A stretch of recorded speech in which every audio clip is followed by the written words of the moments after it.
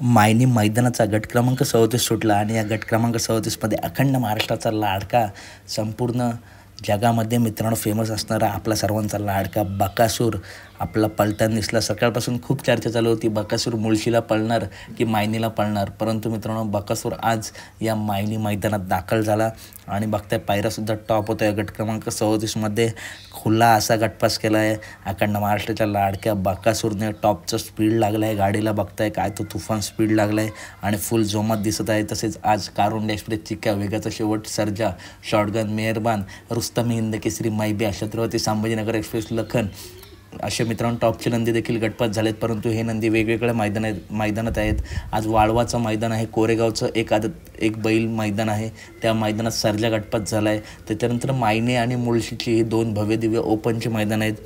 त्याच्यामुळे मित्रांनो आज बैलगाडा प्रेमींसाठी परभणी आहे। बकासूरला सेमीसाठी खूप खूप शुभेच्छा, धन्यवाद।